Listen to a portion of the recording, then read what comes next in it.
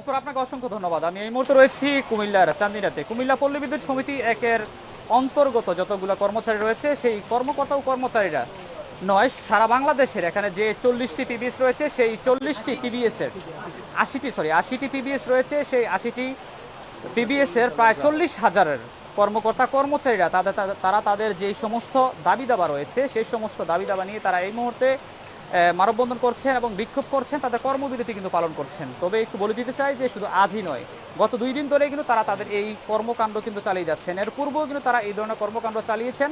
কিন্তু এখানে যেই যদি একটু বলে দিতে চাই, এখানে যারা আসলে এই পল্লী বিদ্যুতের যারা প্রধান রয়েছেন কিংবা আরবি যারা প্রধান রয়েছেন তারা বলেছিলেন যে তাদের সাথে একটা সমঝোতার জন্য, কিন্তু তারা সেই সমঝোতা না করে কিন্তু তারা পুনরায় তাদের কথা ফিরিয়ে নিয়েছে। সেটার জন্য কিন্তু আসলে কর্মকর্তারা যারা রয়েছেন তারা পুনরায় সেই কার্যক্রম তারা আবার হাতে নিয়েছেন। আমরা একটু কথা বলি তাদের সাথে যে আসলে আজকে আপনারা কেন এই আন্দোলন করছেন।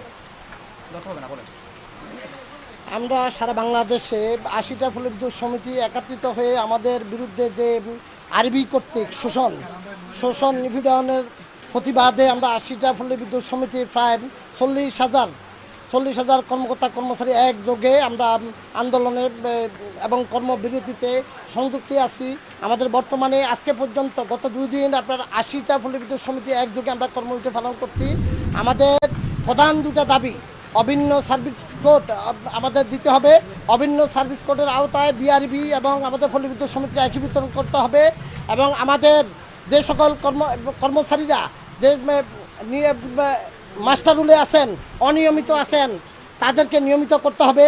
আমাদের বিলিং স্ট্যান্ড কাজ নাই, মজুরি নাই, মিটার রিডার ফিসিয়াম এবং লাইন টু লেভেল 1 এবং লাইন শ্রমিক, আমরা হাজার কর্মচারী আমরা অনিয়মিত অবস্থায় কাজ করতেছি।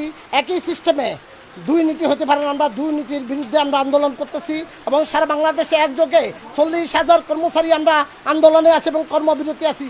আমি আপনাদের মাধ্যমে আমি মাননীয় প্রধানমন্ত্রীর দৃষ্টি আকর্ষণ করছি এবং বিআরবি চেয়ারম্যানের দৃষ্টি আকর্ষণ করছি এবং 80টা পল্লী বিদ্যুৎ সমিতির জিএম মহোদয়ের দৃষ্টি আকর্ষণ করছি।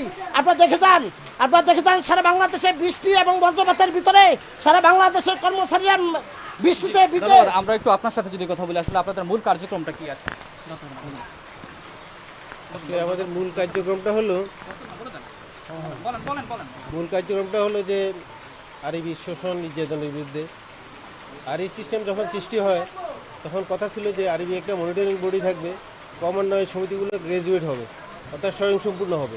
কিন্তু জিনিসটা হলো উল্টো, আস্তে আস্তে সমিতিগুলো ক্ষমতাহীন হলো। আরবি বিরাট বহু আকারে মনিটরিং করতে আরম্ভ করলো। ওরা মনিটরিং করে ঠিকই, কিন্তু ওরা ডিস্ট্রিবিউশন কোনো জ্ঞান নেই। আমরা ডিস্ট্রিবিউশন করি, ওদের কোনো ফিল্ড লেভেলে জ্ঞান নেই। ওখান থেকে আইন করে, ওখান থেকে মাল কিনে আর নির্যাতন